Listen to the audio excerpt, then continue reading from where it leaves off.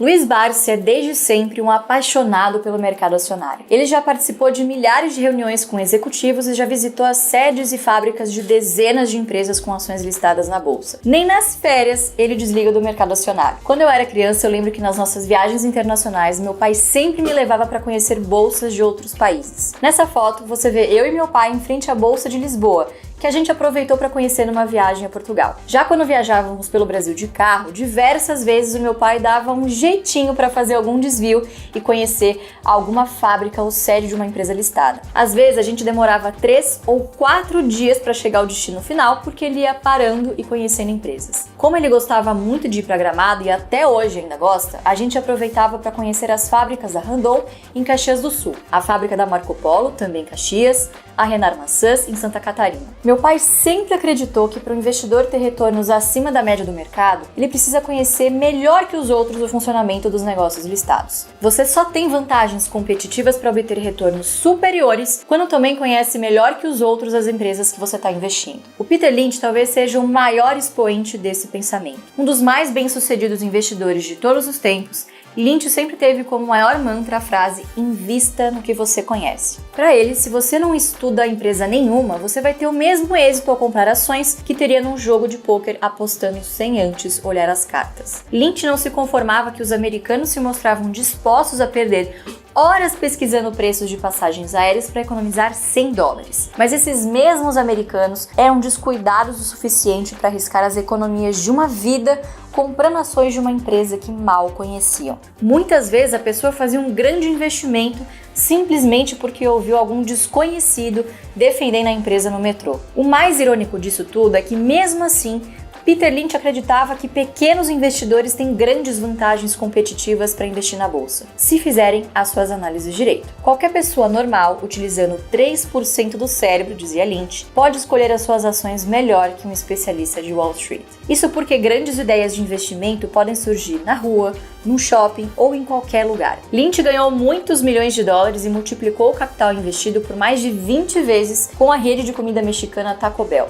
Esse foi um dos investimentos mais lucrativos de Lynch. E olha que ele acumulou uma rentabilidade de quase 30% ao ano como gestor. O que chamou a atenção de Lynch para o Taco Bell não foram gráficos nem movimentos rápidos nas cotações. Não foi um insider que ligou para o Lynch e deu uma dica quente. E também não foram os analistas do seu time que enxergaram grande potencial nas ações. Na verdade, o Lynch ficou impressionado com o sabor do burrito do Taco Bell em uma viagem à Califórnia. Ele achou o burrito tão bom que começou a visitar as lojas e percebeu que elas viviam lotadas. Esses burritos deliciosos acabaram rendendo dezenas de milhões de dólares em lucros para o fundo de Lynch. Muitas vezes você, como consumidor, vai descobrir que existe um produto que acaba de ser lançado que é muito melhor do que o líder de mercado. Quando isso acontecer, você vai ter uma vantagem de 6 a 12 meses sobre os analistas da Faria Lima, porque eles só vão perceber uma vantagem competitiva nova quando os lucros já tiverem crescido por conta disso. McDonald's e Dunkin' Donuts são outros exemplos de investimentos em que Lynch multiplicou muitas vezes o seu capital e que nasceram a partir de uma experiência agradável dele com essas empresas. Agora, encontrar perto da sua casa uma loja cheia de gente já é garantia que você vai ganhar muito dinheiro se investir nas ações dessa empresa? Absolutamente não. A loja cheia é só um indício de que pode estar diante de uma oportunidade interessante. O passo seguinte é você estudar o balanço e as informações financeiras de uma empresa. Só o balanço vai te mostrar se a empresa não está muito endividada. Só o balanço vai revelar se a empresa deve ou não distribuir generosos dividendos no futuro. Depois de ter o estalo e estudar as informações financeiras sobre a empresa, o Lynch gostava de ir a campo. Igual ao Barsi, ele também tinha o hábito de participar de reuniões com executivos das empresas listadas. Igual ao Barsi, ele também costumava visitar empresas e conhecer pessoalmente as suas operações. Igual ao Barsi, ele também aproveitava para visitar companhias até nas viagens de férias. Nessas viagens, eles gostavam de conhecer o ativo que está por trás de uma cotação. Quais são as fábricas, os concorrentes, os fornecedores? O que essa empresa faz melhor que os outros? Eles também gostavam de ter algum feeling sobre o momento do negócio. Lynch conta que quando foi conhecer a sede da Taco Bell, encontrou um prédio de pequeno porte deselegante, mas cheio de executivos muito animados. Ele saiu dali empolgado por 2 motivos. Em primeiro lugar, porque eles não estavam gastando dinheiro com o paisagismo do edifício. E depois, porque todos os executivos mostraram grande confiança de que os resultados futuros seriam excepcionais. Lynch diz que o investidor que aprende a fazer esse tipo de análise vai ganhar muito mais dinheiro que gestores profissionais. A gente no AGF também tem o hábito de visitar diversas empresas da bolsa. Na aula de hoje, a gente vai mostrar para você o maior complexo fabril da Klabin. Essa empresa é a maior exportadora de papel do Brasil e também uma grande produtora de celulose. Tem mais de 20 unidades ao redor do país. O Barsi é acionista da Klabin há mais de 30 anos. Ele comprou ações da empresa em diversos momentos. E hoje, essa é a segunda maior posição da sua carteira. O Barsi sempre acreditou no negócio de papel e celulose no Brasil. Em primeiro lugar, porque o país tem enormes vantagens competitivas em celulose. Aqui a gente tem uma combinação de vastas áreas para plantio de árvores com bastante sol e bastante água, o que permite a instalação de vastas áreas florestais. Além disso, a genética do eucalipto utilizado foi sendo aprimorada ao longo das últimas décadas. As árvores crescem e ficam prontas para o corte em um tempo bem menor do que as árvores usadas por outros grandes produtores mundiais de celulose. Além das vantagens competitivas da celulose brasileira, Barsi também gosta da indústria de papel. Esse é um segmento bem defensivo que costuma crescer um pouco a cada ano, mesmo nas crises. O aumento da demanda por papéis de embalagem com a ascensão do comércio eletrônico e a substituição de plástico por papel devido a questões de sustentabilidade, são duas grandes alavancas propulsoras para esse mercado. E a Klabin está em posição única para se aproveitar desse crescimento da demanda por papel. Durante a visita à Klabin, a gente conheceu todas as etapas da produção, desde a plantação de uma semente geneticamente aprimorada até a plantação da muda, o corte do eucalipto, o transporte das toras, a transformação da madeira em celulose e a transformação da celulose em papel. No vídeo de hoje você vai conhecer o processo completo, do início ao fim. A gente vai te mostrar o Centro de Tecnologia e Pesquisa e a fábrica Puma de Celulose, ambas no município paranaense de Ortigueira. E também visitamos o viveiro florestal e na cidade de Telêmaco Borba, também no Paraná. Essas são as maiores unidades de papel e celulose da Klabin e consumiram investimentos de cerca de 20 bilhões. É impossível não ficar impressionado com a grandiosidade dessas instalações da empresa. Você também já vai poder conhecer essas duas fábricas da Klabin. Mas antes eu tenho alguns importantes avisos para te dar. O primeiro deles é que você tem acesso a uma série de vantagens se entrar no grupo de WhatsApp do Método Barsi de Dividendos. Esse grupo é silenciado e ninguém vai te importunar se você ingressar nele. Só os administradores podem mandar mensagens. Lá a gente vai te mandar o resumo dessa aula em PDF para você relembrar o conteúdo quando quiser. Lá você também vai receber o resumo do livro Rei dos Dividendos do Barsi. E também vai ter acesso a um link para se inscrever com até 35% de desconto no MBA em Velho Investing com Luiz Barsi, que nós vamos lançar na próxima segunda-feira. Você também pode ter a chance de ganhar uma bolsa integral para cursar esse MBA de graça. Deixa aqui embaixo um comentário com a hashtag Velho Investing na prática, explicando por que é importante conhecer muito bem as empresas em que você investe. Eu vou te dar um exemplo de comentário para você ver como é fácil. Hashtag Velho Investing na prática. Os brasileiros gastam mais tempo escolhendo uma geladeira do que uma ação em que vão investir 100 mil reais. Essa é a receita para o fracasso na bolsa. Invista apenas em negócios que você entende. Fazendo algo tão simples, você já tem a chance de ganhar uma bolsa integral para cursar o nosso MBA. Nós vamos escolher o melhor comentário de cada aula, no total vão ser 3 bolsas de estudos para cursar o MBA. Os vencedores vão ser anunciados neste sábado. Pause agora mesmo esse vídeo e deixe o seu comentário porque esse MBA tá incrível. Os seus professores são gestores que sabem ganhar dinheiro no mercado financeiro e até bilionários. Quem se inscrever no primeiro dia vai ter acesso a um evento presencial com Barsi exclusivo para alunos do MBA. Todos os alunos do MBA também vão ter a chance de começar a trabalhar como consultores de investimentos do Grupo Primo, do Thiago Nigro. E os alunos que virarem consultores e baterem uma meta bem fácil de ser atingida, vão ganhar cashback de metade das mensalidades pagas no MBA. Na próxima aula, a gente vai explicar melhor todas essas vantagens. Mas agora eu gostaria de convidar você a assistir essa aula incrível de Velho Investing na prática. Nós vamos conhecer agora as maiores fábricas da segunda maior posição da carteira do Barsi. Com vocês, Klabin. Nossa visita às maiores fábricas da Klabin começou pelos viveiros da empresa, em Telêmaco Borba. É lá que são produzidos os brotos de pinos e de eucalipto desenvolvidos pela empresa depois de um longo processo de melhoramento genético. Os engenheiros da Klabin promovem melhoramento genético das plantas com o objetivo de desenvolver mudas que cresçam no menor tempo possível e que tenham grande resistência a pragas ou adversidades climáticas. Esse trabalho de pesquisa florestal permite que, ao longo dos anos, a Klabin aumenta a produtividade das suas florestas e a qualidade da madeira que será a matéria-prima para a fabricação de papel e celulose. Oi, pessoal, estamos aqui no nosso primeiro dia de visita à Klabin, em Telêmaco Borba. Estamos aqui com a Ivone, que nada mais nada menos tem 38 anos de Klabin e é especialista de sustentabilidade, vai contar um pouco para a gente mais da área florestal. E a gente está especificamente no viveiro, que é uma área muito interessante aqui da Klabin, né, Jean? É isso aí. Ô Ivone, a gente está com uma dúvida que é o seguinte, aqui no viveiro, nós podemos dizer que é o começo da Klabin, é o começo de tudo da empresa? Na verdade, se a gente considerar a operação florestal, sim, é o início, né? Mas a gente tem um processo anterior ao viveiro florestal, que é a pesquisa florestal, né? Na pesquisa florestal é que esses materiais são desenvolvidos. Então tem todo um processo, né? Os materiais genéticos produzidos, aprovados e comprovados de alta produtividade e boa qualidade da madeira, adequada às necessidades dos produtos da Klabin, que vão ser então trazidos, né, para o viveiro, e no viveiro se faz a produção dessas mudas. Ô Ivone, aqui a gente vê milhares de mudas, todas são eucaliptos, né?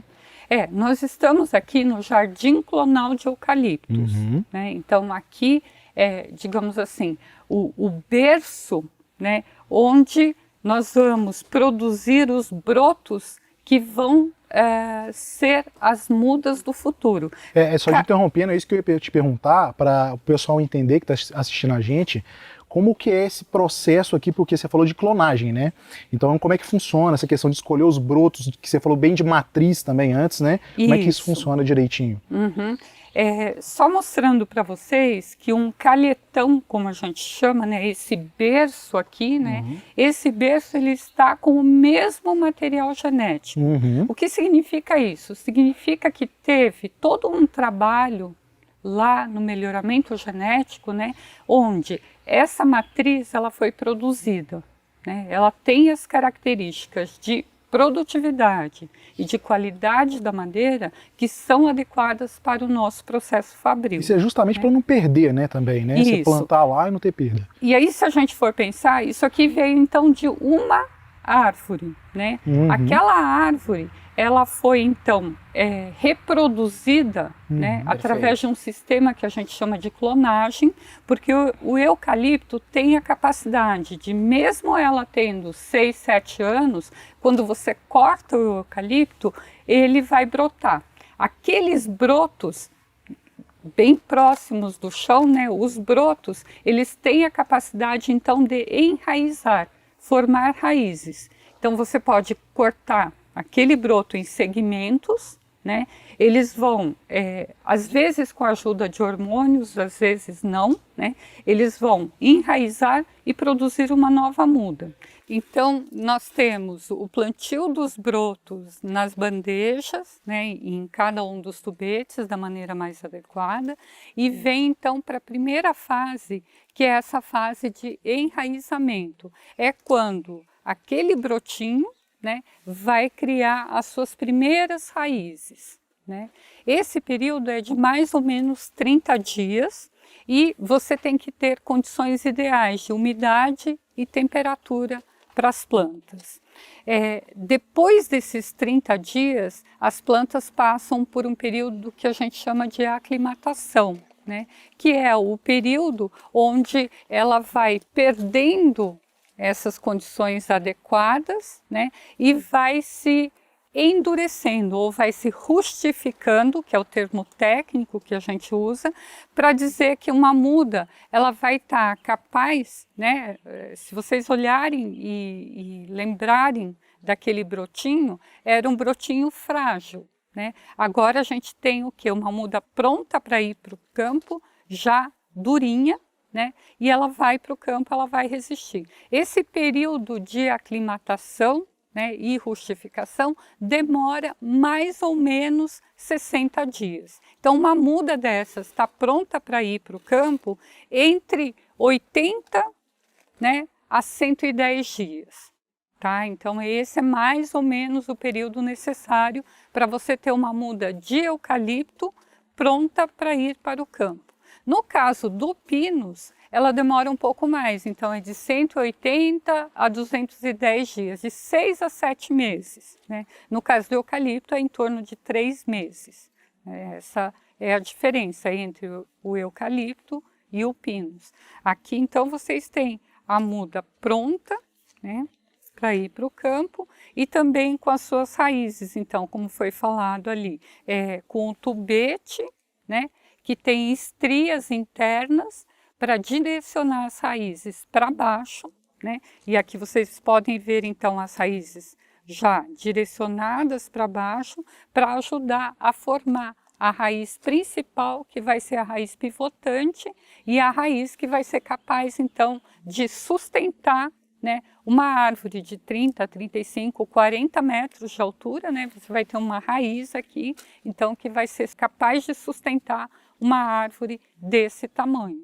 Essas mudinhas que a gente viu são plantadas em grandes florestas da Klabin. Hoje são mais de 719 mil hectares entre pinos, eucalipto e mata nativa em área de preservação. Somente a área de pinos e eucalipto equivale a quase 2,5 vezes a cidade de São Paulo. Em média, 90 árvores precisam ser plantadas por minuto para abastecer as fábricas da Klabin no futuro. As árvores demoram ao menos entre 6 a 8 anos para chegar ao ponto de corte. Quando as árvores estão prontas, é preciso ter eficiência máxima para tirar a madeira do campo e levá-la para a fábrica. Qualquer atraso no caminho pode provocar gargalos na operação. Existe todo um planejamento logístico para que os caminhões não percam tempo nem coletando a madeira no campo e nem descarregando essas toras nas fábricas. Somente a fábrica Puma recebe mais de 500 caminhões com madeira todos os dias. Quem toma conta do gerenciamento de todo esse processo é o pessoal da Torre de Controle, uma estrutura que faz parte do setor de operação florestal da Klabin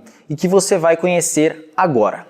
Estamos aqui hoje na Klabin, na Torre de Controle, que é uma das áreas mais incríveis. Vocês já estão vendo aqui os painéis por trás. O Darlon, que é o diretor de operações florestais da Klabin, está aqui para contar tudo para a gente, como que funciona esse processo e contar um pouco como nasceu essa área, né, Darlon? Perfeito. Obrigado pela presença aí, super contente de estar aqui com você hoje. Obrigado, Felipe. Sejam bem-vindos. Primeiro, acho que é legal você falar o que a sua área faz exatamente. Qual que é o principal cliente da sua área, quais os principais processos, enfim. Não, perfeito. O negócio florestal existe para atender as fábricas da Klabin. A gente tem um pouco mais de 700 mil hectares de área total e essa área florestal, ela atende as nossas fábricas. Nós temos uma fábrica aqui em Telêmaco Borba, onde a gente está, do ladinho aqui, a poucos quilômetros. Tem uma segunda unidade em Ortigueira, que é o Puma, e temos mais 2 em Santa Catarina, uma em Tacílio Costa e uma em Rio Pinto, e uma quinta fábrica um pouquinho menor em Angatuba, São Paulo. Então a área florestal hoje atende com madeira essas 5 unidades industriais que produzem papel a partir de fibra. Pode ser fibra longa ou fibra curta. Em resumo, você garante que o que está plantado vai ser colhido, precisa estar disponível no momento adequado para atender as fábricas que vão produzir papéis, cartões, etc. Isso mesmo. É isso. É isso. Legal. Tudo que envolve produzir as mudas, plantar essas mudas que virarão árvores, cuidar dessas árvores, até a data da colheita, colher, transportar, entregar na indústria, está dentro da área que eu respondo hoje.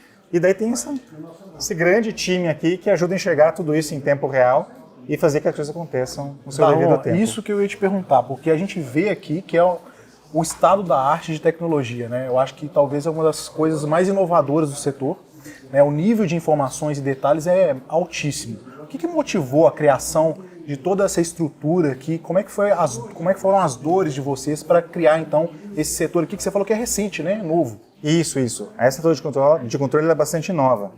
A gente, olhando para a logística, voltando bastante no tempo agora, para 2011, 2012, a gente tinha alguns desafios. E o principal desafio naquele momento era conseguir transportadoras que fossem eficientes na nossa região. E lembrar que a nossa escala, naquele momento, nessa região, era 80 caminhões. Então a gente tinha um ciclo que era relativamente curto, uma distância média de transporte bem baixa, e a gente tinha que dar produtividade para esses caminhões. Que ele chegasse na floresta, não perdesse muito tempo em filas ou tempo para carregar também, assim como para descarregar nas fábricas. Então o primeiro modelo começou lá atrás, olhando só para o transporte de madeira, com uma tecnologia ainda bastante incipiente de GPRS, ED, transmissão de dados levando 15 minutos para a informação chegar numa central que era pequenininha, tinha 2, 3 pessoas, antes de colocar o GPS. Isso a gente está falando de quantos anos atrás? Isso em 2012, pouco mais de 10 anos atrás. Antes disso, as pessoas faziam um tabuleiro. Parecia um jogo do War, estava ali fazendo a Monte Alegre esparramada, alocava onde que ficavam as gruas de carregamento, e eram poucos caminhões, as pessoas ficavam movendo os caminhõezinhos naquele grande tabuleiro, passando rádio o tempo inteiro. Onde você está? Estou na curva tal, de tal jeito. E o motorista ia indicando onde que ele estava para a gente poder fazer uma boa programação e evitar que a gente tivesse fila no campo.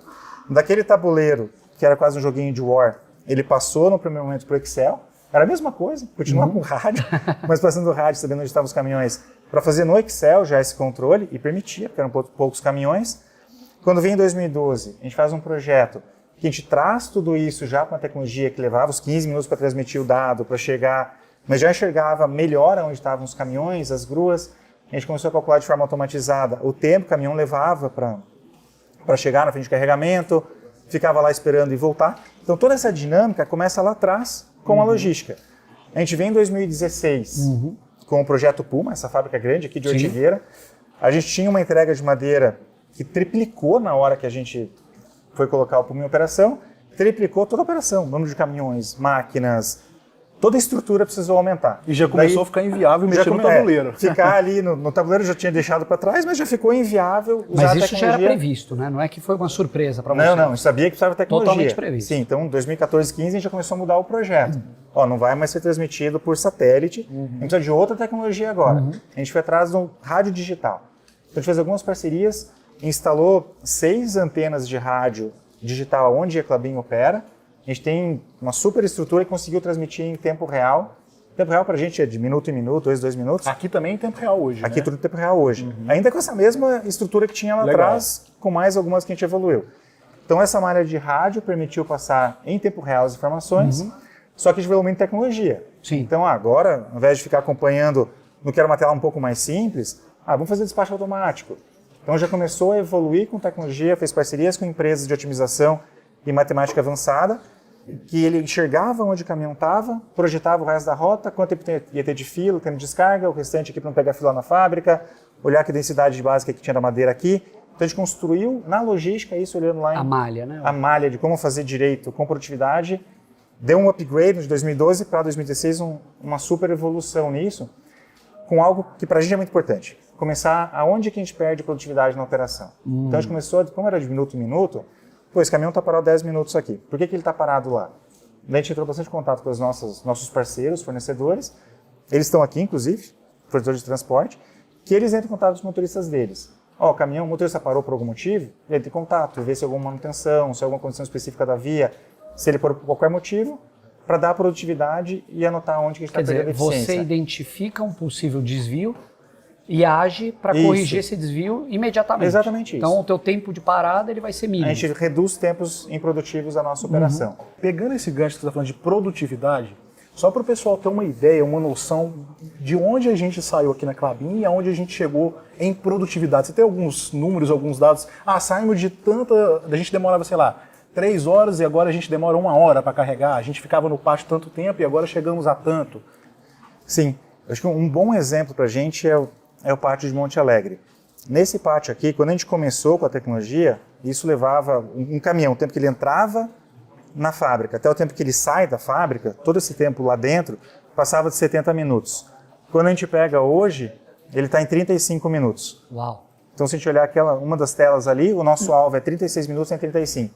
Então, a gente reduziu praticamente pela metade o tempo de descarga dos caminhões hoje na fábrica, porque entrou com muita tecnologia, muita pessoa e muito processo. E o que é legal, para fazer direito. O pessoal não sei se está conseguindo ver, mas todas as telas têm metas, né? Tem metas ali e vão sendo apresentadas em tempo real esses dados. E aí, com base nisso, vocês já conseguem agir, né, para conseguir atingir os números ali, não é isso? Isso mesmo, perfeito. A gente tem essas metas, disso que é importante, que é onde começou, foi muito na eficiência do caminhão, a gente migrou para a eficiência das máquinas, olhando sempre esse alvo da eficiência. A gente também foi para um outro caminho, que é mais de programação. Então, a gente, como um negócio sustentável de longo prazo, a gente tem um planejamento que olha lá para 30 anos. Sim. Tudo vai acontecer daqui a 30 anos. É difícil prever muitas vezes, mas como empresa, a gente tem o que a gente chama de roadmap muito bem estruturado. Então, o que a Klabin está pensando em construir de máquina de papel, máquina de Você já celulose, tem, tudo tá para olhando lá na frente, frente. se vende fibra virgem ou se vende fibra reciclada. Então, isso está muito bem desenhado. Aquilo que cabe na fibra virgem, a gente traz para a florestal e desenha quantos hectares tem que plantar por ano, quanto tem que comprar ou arrendar de terra, que parceria a gente pode fazer, se tem oportunidade de vender alguma coisa. Então, esse longo prazo de estratégia, ele organiza o que está para frente. Certo. Quando chega na fábrica, a madeira começa a passar por um processo industrial. É descascada, picada em pedacinhos bem pequenos, chamados de cavacos, e posta para cozinhar em digestores. O pessoal da Klabin explica que os digestores são equipamentos parecidos com grandes panelas de pressão, que separam a fibra da celulose de outras substâncias. Agora a gente vai conhecer a Fábrica Puma, uma das principais alavancas para o crescimento da receita e da geração de caixa da Klabin. A construção do projeto começou lá em 2013 e o investimento total já soma mais de 19 bilhões de reais. Essa é a única fábrica do Brasil que produz 3 diferentes tipos de celulose: fibra curta, fibra longa e fluffy. A celulose de fibra longa é feita de pinos e é usada para produzir aquelas caixas de embalagens marrons que você vê o tempo inteiro em transporte de mercadorias. Embalagens que demandam alta qualidade de impressão são feitas com uma mistura de fibras longas e curtas. Já o fluffy é uma variação de fibra longa usada para produzir fraldas e absorventes. Vamos conhecer agora os tipos de celulose produzidos pela Klabin. Fala pessoal, finalmente a gente está aqui num dos momentos mais aguardados, Projeto Puma, tá? Nós estamos aqui com o Ricardo, que é o diretor industrial aqui na Klabin, e ele vai contar um pouquinho de como funciona o Projeto Puma, de como começou, de como que são as funções dele aqui no dia a dia, junto de toda a estrutura de integração da Klabin. E a unidade aqui ela é gigantesca, né? Pessoal, vocês não têm nem ideia, parece assim, uma cidade de tão grande. Talvez a gente nunca tenha visto algo dessa magnitude antes, né, Felipe? É verdade. E o que motivou a criação, a construção da unidade Puma? Como é que foi isso? Porque a gente tinha até então Monte Alegre, né, que era uma unidade menor, mas de repente surgiu um projeto novo, muito ambicioso, e me corrija se eu estiver errado, talvez seja um dos maiores projetos que já foram construídos assim no Brasil, né? Deve estar entre os maiores, pelo menos os top 5, né? Qual foi a motivação para criar isso aqui? A gente tem uma grande competitividade florestal aqui no Paraná. Se o Brasil tem é destacado em termos de produtividade florestal, a gente está num maciço florestal que se destaca dentro do Brasil. E estando aqui, a gente conseguiu ter 2 tipos de fibra crescendo de uma maneira muito competitiva. A fibra curta, que vem do eucalipto, e a fibra longa, que vem do pinus. Então, esse crescimento e essa produtividade florestal no nosso entorno permitiu que a gente tivesse 2 grandes unidades tão próximas, né, a menos de 30 quilômetros uma da outra. Monte Alegre para 1 milhão de toneladas, né, que foi o início de toda essa operação já há muito tempo, uma unidade moderna, né, e que tem um portfólio importante, mas que em 2013 a gente pudesse começar a construir esse projeto, que é uma alavanca de crescimento fundamental de transformação da Klabin. Um grande gerador de caixa e que tem, desde do seu nascimento, uma característica que é a característica raiz da Klabin, que é a diversificação. Não foi uma fábrica de celulose 100% fibra curta de mercado, que é o típico que a gente tem e muito competitiva dentro do Brasil. Então, desde o início, já com 3 tipos de fibras. A fibra curta, a branqueada de mercado, que vem do eucalipto, e é a única no Brasil a ter a fibra longa, né? Fazer esse cozimento do pinus, essa poupação do pinus para ter a fibra longa. Só que junto com essa fibra longa a gente pode ter tanto a fibra longa convencional para fardos, que tem uma série de aplicações importantes no Brasil e fora, mas principalmente o fluff, que é uma especialização da fibra longa que permite aplicações e tem aplicações para diversos usos, né, para fraldas, para absorventes, né, e que a gente desenhou um processo e foi o primeiro no mundo a ter uma máquina orientada desde o início do projeto à produção de fluff. Então já é um reforço dessa característica, de que a gente quer explorar sempre a diversidade do portfólio com alta competitividade, com alta eficiência, porque esse site é um site estado-da-arte desde o seu nascimento. Que bacana. Que partiu em 2016. Na época, esse eu acho que é um ponto só para reforçar, ele já tinha sido o maior investimento privado da história do Paraná. Da Klabin, obviamente. Né? 9 bilhões de reais à época. E que criou nessa alavanca de crescimento um plano diretor em termos de instalação. Então, essa grande cidade que você fala, é uma cidade de mais de 200 hectares terraplanado. O que significa? Nós temos mais de 200 maracanãs aqui de espaço utilizado e de espaço para crescimento. Né? E um espaço que a gente gosta de utilizar, tanto que a gente utilizou um pouquinho à frente já novamente. É só estando aqui mesmo para ter essa dimensão, né, do tamanho, da amplitude, por onde você olha é floresta, você tem uma área fabril gigantesca que é a perder de vista, é incrível. Mas você estava tocando no ponto da diversificação, né? E sempre que a gente fala de diversificação, vem o tema da flexibilidade também. Eu acho que é uma das marcas do Projeto Puma que acabaram, inclusive, sendo transferidas para a Klabin, né? A empresa hoje é tida como uma empresa altamente flexível. Como que isso se dá, Ricardo, na prática? Porque talvez, imagina uma pessoa que está lá, o leigo, ou que está avaliando o Klabin eventualmente como uma oportunidade de investimento, a pessoa que já é um pequeno acionista, mas essa questão mais mercadológica, como que funciona na prática essa questão da flexibilidade? Nós temos uma grande história já de desenvolvimento dessa flexibilidade dentro da empresa, né? A gente está falando de uma empresa de mais de 120 anos. Sim. E que veio se modernizando e se desafiando nessa história toda, né? E que usou desses conceitos para fazer o Puma. Né? Então, o Puma, para mim, ele materializa esse conceito da fábrica integrada, de um processo integrado, de um processo diversificado e de um processo flexível, né? que são as alavancas diferenciadoras da Klabin dentro do mercado. Vamos falar um pouco de cada uma dessas partes, né? Então, na hora que nós falamos sobre integrado, né, um processo que vai de uma base florestal super competitiva, de florestas plantadas super competitiva, tocadas de uma maneira extremamente sustentável, né? Fomos os primeiros do hemisfério sul a ter a certificação FSC lá em 98, né? Então está diluído num longo tempo essa experiência toda, que traz madeira para a fábrica, permitindo a fabricação de celulose, que nós temos de mercado, né?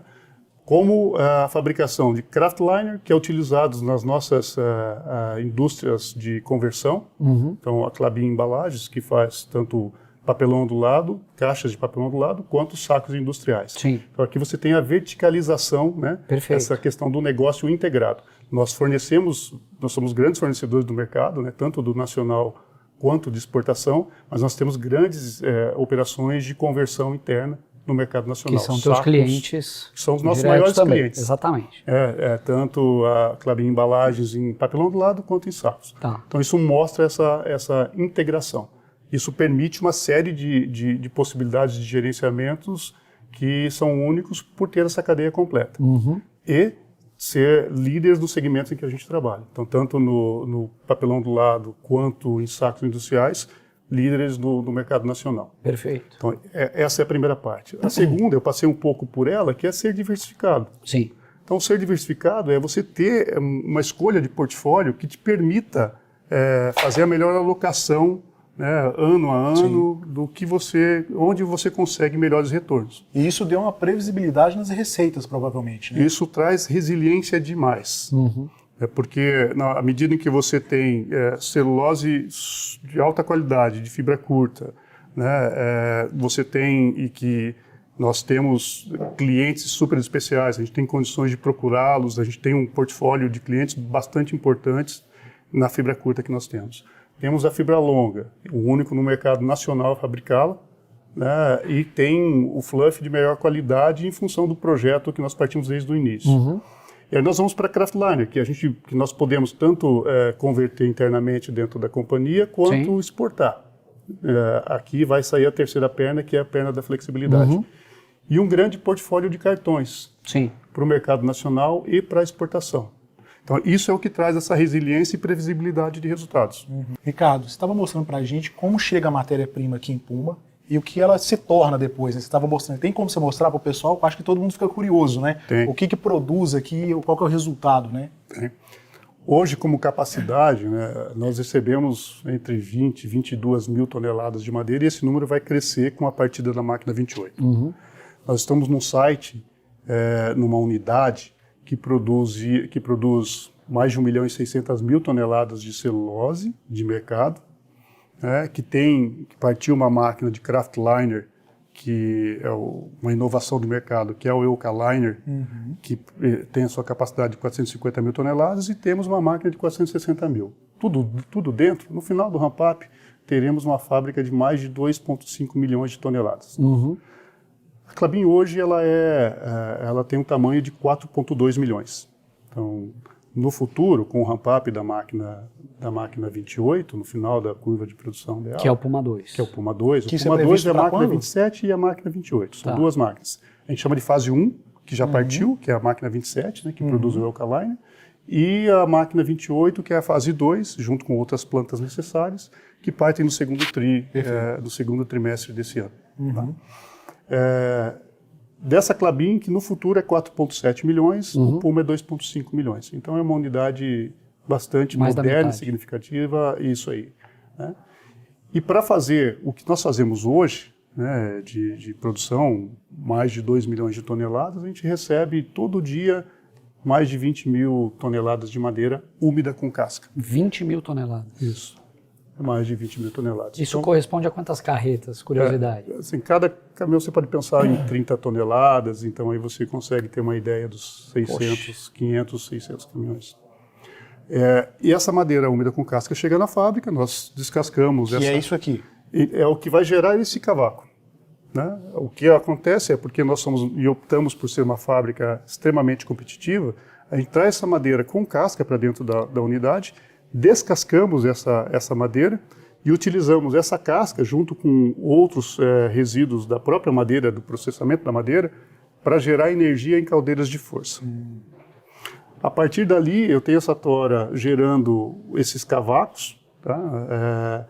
Com a dimensão correta. O cavaco maior e o cavaco menor também são separados para poder gerar energia nas caldeiras de vapor e, portanto, energia na frente nas caldeiras de força. E os cavacos no comprimento e na dimensão correta vão para o digestor. A partir dali, eu faço um processo de cozimento, né? Coloquei esses caras dentro de uma grande panela de pressão contínua, né? Não é batch, ela é contínua, alimento o digestor.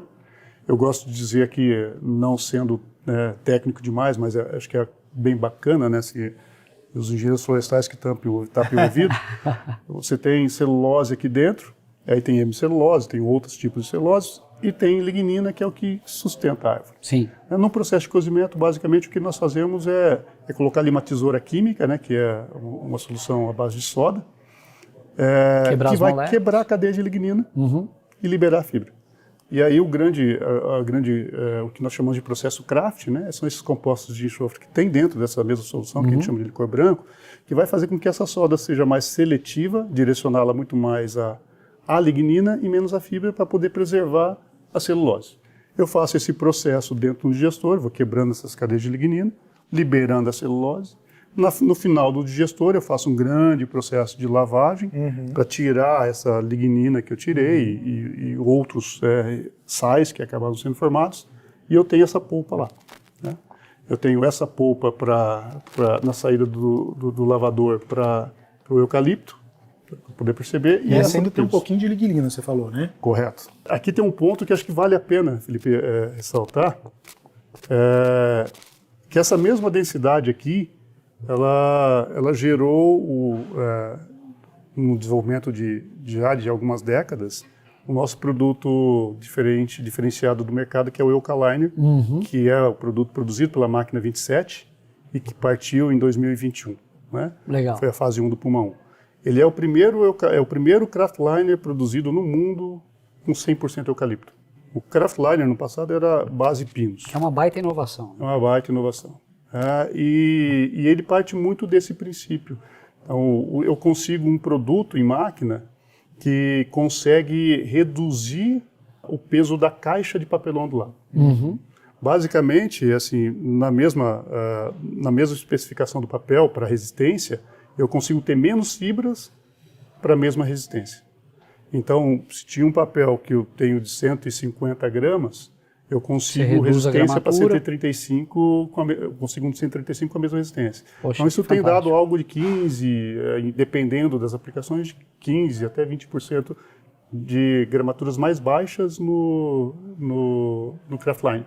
O que gera, no final das contas, uma caixa de papelão do lado mais leve. Quer dizer, redução de custo na veia para o cliente. Exatamente. Logística tem alguma influência também, Bastante, né? porque o transporte mais leve, Mais né? leve, exatamente. E uma caixa que tem eu lembro que eu comentei que o eucalipto normalmente está relacionado ao acabamento, é uma caixa que tem uma condição de impressão diferenciada. De cerveja a sacos de cimento, os papéis de embalagem produzidos pela Klabin estão em praticamente toda parte. Inclusive, a Klabin procura grandes empresas dos mais variados setores, oferecendo mais serviços, desenvolvendo novas embalagens que ajudam a resolver problemas desses clientes. É o que conta Silvana, gerente de pesquisa e desenvolvimento da Klabin. Você vê que é difícil uma pessoa morando no Brasil não ter contato com alguma embalagem da Klabin em algum momento, né? Seja na casa dela, agora você estava falando do saco de cimento, na construção da casa dela. E o pessoal está esquecendo uma coisa, né? Papel higiênico, né? Já começa por aí, né? Papel higiênico. Então, eu que tive uma filha recentemente, também fralda, Fluffy, né? O Fluffy. Então, assim, é a caixinha de leite, é a caixinha dos meus congelados, é a caixinha da comidinha da ração do meu filho, o meu e-commerce, né? Nós moramos E-commerce nem aqui. se fala, né? Verdade. Nós moramos aqui no interior do Paraná, eu sou a rainha do e-commerce, eu acho. Então, assim, isso é legal. A gente também receber em casa a embalagem que a gente ajuda a desenvolver. Poxa, isso né? é fantástico. Só que essa é a pontinha, né? Isso é a pontinha do iceberg. Quando a gente fala da Klabin hoje, e a gente olha muito a Klabin de hoje, a gente olha a madeira, os 2 tipos, o que mais que a gente pode fazer, outras espécies, outros clones, e é junto com o time de pesquisa florestal. A gente olha os nossos processos de celulose, onde estão as oportunidades no viés de custo, sustentabilidade, aditivos, né? Fazer mais com menos. A gente olha esses novos produtos, né? O Fluffy é o que puxou a eu fiquei vinda. um pouco curioso. Eu queria saber o que é Você quer cada um saber? deles. A gente tenta sempre deixar um pouco mais palatável, como a gente falou, sensorial, né? Aqui a gente tem os 2 tipos de fibra curta e fibra longa, o pinus e o eucalipto, que são onde a gente inicia nosso processo. E aí a gente transforma isso em celulose, que é como se fosse fazer um cozimento numa grande panela de pressão, mas é grande mesmo, né? É grande, grande. E aí, dependendo do tipo de papel, eu vou cozinhar mais ou vou cozinhar menos. Então aí começam as diversas pluralidades da Klabin, né? Quando eu estou falando de celulose de mercado, fibra curta ou fibra longa, ou estou falando do Fluffy, tradicionalmente ele é branqueado. Porque aí é aplicação em papel higiênico, guardanapos, fraldas, papel imprimir e escrever, é onde a gente entra na visão de celulose de mercado. Agora, quando eu falo em embalagens de papel ondulado, sacos industriais, até mesmo no papel cartão, né? O papel cartão, o lado dele interno nosso, ele é marrom. Eu faço essa composição de fibras, essas camadas diferenciadas. Aqui eu tenho um lado branco e tenho um lado marrom. E aí a gente vai trabalhando com esses diferentes tipos de fibras em diversos tipos de cozimento, que é essa... O cozimento não é ele que dá a cor, né? Não, é ele o vai ser uma branqueamento que vai fazer isso. O branqueamento vai sempre deixar o mais clarinho possível. Tá. E aí, assim, a gente consegue meio que parar num amarelinho. E a partir daqui entra com o processo químico. Isso. Mas o cozimento ele vai ser maior ou menor de acordo com o tipo de papel que você quer chegar. No produto final. Mas aí ele vai te dar resistência, dependendo do... E aí eu posso trabalhar um cozimento com 100% uma fibra curta, ou uma mistura de fibra curta e fibra longa. Tá. Por isso que a gente fala, cada unidade da Klabin tem uma receitinha. A gente não repete os processos. Por isso que tem muitas oportunidades. E a gente tem produtos únicos, assim, a gente faz um craft liner pesado, de alta gramatura. Então, quais são as oportunidades para esse tipo de papel? Não, agora eu tenho o Eucaliner lá no Pool, uma máquina 27, uma máquina mega tecnológica, né? Quais são as oportunidades para este produto? Não importa que recém startou, Sim. que está sendo um sucesso no mercado, mas a gente já está pensando, ok, o de hoje está garantido e amanhã? O trabalho de pesquisa e desenvolvimento é feito em laboratórios que simulam todas as fases de produção de papel e celulose das fábricas da Klabin. O laboratório replica o ambiente de produção das fábricas, mas em pequena escala, de forma que seja possível testar a fabricação de diversos produtos e analisar se as necessidades dos clientes foram atendidas. Só quando a equipe de pesquisa chega à solução ideal para o cliente é que as embalagens começam a ser produzidas em maior escala, nas fábricas de Puma e Monte Alegre. Vamos conhecer agora esse laboratório de testes da Klabin. Esse ambiente aqui é um ambiente onde a gente testa todas as qualidades dos mais diversos materiais, qualidades físicas dos materiais, de qualquer tipo de papel ou celulose. Tá. Então, não importa se é um papel, cartão, Sakraft, Kraftliner, a gente tem capacidade para testar tudo que a Klabin faz. Poxa. E fazer benchmark também. Ó, também a gente recebe amostras de concorrentes e a gente vai sempre dando uma olhada como estamos, né? Então, mas essa estrutura, ela é inteira para pesquisa e desenvolvimento. A gente não faz controle de qualidade de nenhuma unidade. Sim, perfeito. Isso aqui é dedicado à pesquisa e é, vamos dizer assim, suporte a algumas áreas da Klabin também. Vocês sabem dizer qual foi o investimento até hoje acumulado aqui no Até Centro de hoje, Desenvolvimento? estrutura, né, centro de tecnologia, planta piloto, a gente fala num budget de 100 milhões de reais. Se a gente for calcular o retorno... Isso desde o 5 início, anos. tá. Se a gente for calcular o retorno dos nossos projetos, é infinitamente maior que esse. Sem dúvida. Aqui é como se fosse a nossa máquina de papel. E a gente, vocês simulam tudo aqui. que a gente faz são pedacinhos, né? Aqui eu posso pegar a polpa e fazer o refino, preparar ela. Eu recebo o cavaco e transformo em celulose. E aqui eu recebo a celulose e preciso fazer ou uma chapa de celulose ou um papel.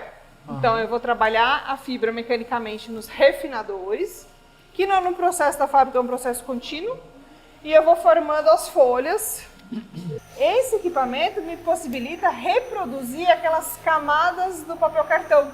O que ela jogou ali? É a polpa de celulose. A polpa. Então ela está fazendo a primeira camada. Então a polpa está aqui, aqui eu tenho esse bico que sobe e desce, eu tenho um tambor rotativo, então já é uma formação diferente daquela lá onde eu despejo a polpa e eu decanto e forma o tradicional folhinha de laboratório.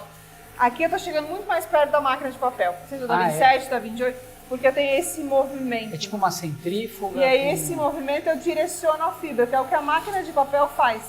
O direcionamento da fibra, vamos dizer assim, o atingimento de propriedades, fazer as camadas diferenciadas da folha, eu consigo fazer aqui. Aplicar coisas entre as camadas, eu consigo fazer aqui. Isso é assim, são poucos lugares do mundo que tem esse tipo de equipamento, né? Então quando eu falo em aplicar entre as camadas ou fazer um trabalho de olhar a composição fibrosa de cada uma das camadas do papel, é aqui que a gente vai testando. Se eu botar mais eucalipto aqui, ou mais pinos aqui, como é que fica o balanço da fábrica? Fica mais favorável? Custo do produto? Performance? Então é aqui que a gente... Vai fazendo todas as misturas. A gente tem aqui os nossos digestores, mas aqui é como se fossem as nossas panelas de cozimento, né?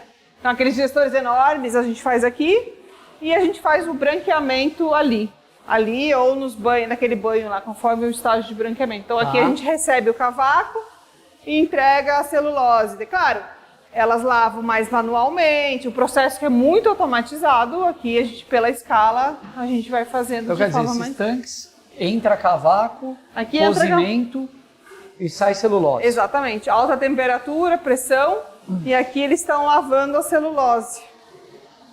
Ela coloca a polpa aqui em cima, né? E aí vai lavando e vai caindo aqui, aí ela fica, né, dentro desses sacos, ela fica com a celulose do cozimento. Se eu vou fazer folha, se eu vou fazer uma análise química dessa polpa, aí a gente... É um laboratório mais úmido, mais, né? Eu queria pegar na celulose. Você quer? Eu nunca... Dá a celulose para ele pegar. Eu tenho a curiosidade para saber como que é o... Essa é a branquinha. É quase uma borrachinha, parece. É aqueles finger toys, né? Aqueles para desestressar. É verdade. Ó. Tá quentinha ainda, acabou de sair. Pipoca? É. É uma mistura de pipoca com algodão. A fase 2 do projeto Puma começou a entrar em operação pouco depois da nossa visita às fábricas da Klabin. Quando toda a ampliação estiver operacional, a unidade Puma será responsável por mais de metade da capacidade anual de 4,7 milhões de toneladas de papel e celulose produzidas pela Klabin. Para escoar parte da produção que será exportada, a Klabin construiu um terminal de containers junto com a fábrica Puma. O terminal tem capacidade de armazenar 2.500 containers, que são transportados dali até o porto de Paranaguá por ferrovias. A Klabin é a maior exportadora de papel do país e a segunda colocada no ranking de exportação de containers, considerando todos os setores. Vamos conhecer agora um pouco da logística de exportação da Klabin. Estamos aqui no final do processo, daqui para a porta, né, já estamos saindo, terminando, e vamos falar com o Cláudio, gerente nacional de logística da Klabin, que cuida principalmente do outbound que você estava falando, que é da porta para fora. Isso, exatamente. Né? Que faz o escoamento dos nossos produtos. Explica primeiro onde que a gente está aqui. O que é essa quantidade de container que a turma está vendo? Ninguém está entendendo nada. Então nós estamos no KBT, né? O KBT é uma sigla que une as 3 empresas, que foi o projeto que uniu elas, Klabin, Brada e TCP. Tá bom. A Brada que faz toda a logística de container, que leva os nossos produtos via ferro até o Porto de Paranaguá. O TCP, ele opera a nossa operação, e a Klabin é a grande embarcadora aqui do KBT. Então nós estamos aqui, ó, é um terminal que tem 211 mil metros quadrados, né, criado justamente para suportar esse crescimento na fabricação e nos volumes de produto com a entrada da MP27, que vocês viram agora, né? Nós tivemos em 2016 o startup da celulose, né? Agora, em 2021, tivemos o startup da MP27, Craftline, e vamos ter agora, em maio, o startup da MP28, que é a máquina de cartão. Perfeito. Legal. Ô Cláudio, deixa eu te perguntar, e qual foi a motivação para criar essa zona aqui de containers que hoje leva até no porto de Paranaguá, certo? Isso, até o Porto de Paranaguá. Bom, em 2016 nós já fizemos essa construção dessa linha, né, são 23 quilômetros de linha férrea, que liga a fábrica aqui do Puma até a central do Paraná, onde ali faz o escoamento, onde tem a concessão da Rumo para escoamento de todos os produtos do Paraná. Exportação, grão, granel e assim por diante. Então, essa solução ela veio também para potencializar o uso do ativo. Então, o uso foi implementado para suportar esse volume, que nós vamos receber 3 milhões e 500 mil toneladas, e usando, potencializando esse ativo, que é a ferrovia que liga a fábrica aqui do Puma até a central do Paraná. Perfeito. E ali faz o escoamento de toda a produção, inclusive as produções agrícolas. E quais foram ganhos de eficiência que vocês conseguiram obter nesse processo? Você estava comentando antes, por exemplo, da eliminação de dezenas, centenas de caminhões no processo. Conta um pouquinho sobre isso. Na verdade, a ideia da utilização do modal ferroviário, ele é sustentável, ele é muito mais sustentável. Ele também é mais seguro, né, quando a gente coloca isso juntamente com o modal rodoviário. E ele também, ele permite um melhor planejamento, leva as grandes cargas, né, em um tempo um pouco maior, mas ele tem mais condensação disso e leva até os nossos produtos até o Porto de Paranaguá. Então, com isso, a pegada foi muito mais sustentável. Também desinchar a parte rodoviária aqui da própria região. Né? Com isso, a gente tira praticamente, aí, estamos falando 80 a 100 caminhões, por exemplo, cada tração dessa aqui são 80 vagões. Né? Cada vagão equivale a um caminhão. Então, cada vagão, um caminhão? Cada vagão, um caminhão. Quando a gente pega isso e traduz, seria por dia menos 80 caminhões nas rodovias. É muita coisa. É muita coisa. Pois é. E assim, a gente que conheceu bem os arredores aqui, são rodovias relativamente pequenas, de pista única, né? Então, é um impacto que você está eliminando do entorno da propriedade aqui da operação. Né? Exatamente. Então, eu ia te perguntar, todos os containers aqui hoje são todos produtos para exportação? Todos para exportação. E o que tem no container? O que está levando aqui do que a gente viu da produção de Puma? Hoje ele leva fluff, hoje ele leva fardo fibra longa, leva fardo em fibra curta, leva as bobinas craft, leva bobina cartão. Ou seja, a ideia desse terminal é trazer todas as produção que nós temos, tanto no site de Monte Alegre quanto no site do Puma, e levar isso até o Porto de Paranaguá. Daqui até o porto é quanto tempo de a ferrovia? 36 horas. 36 horas. É. Um ciclo para ir, o ciclo ferroviário leva em torno de 5 a 6 dias, que é o trem ir e voltar, trazendo novos contêineres para carregamento. Só mais uma dúvida. Toda operação aqui ferroviária, ela tem o objetivo de ser para exportação, né? Para exportação. E para clientes locais, é rodoviário 100% aqui? É rodoviária 100%. Tá. Isso. Nós temos as docas de contêiner nas fábricas, também as docas de carregamento para o mercado interno. Tá bom.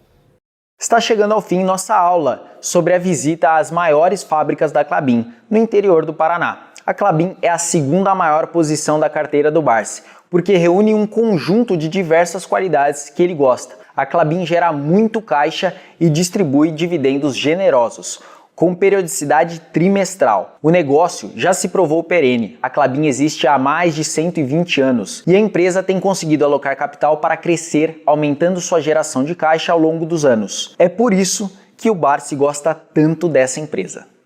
Incrível essa aula sobre a Klabin, vocês não acharam?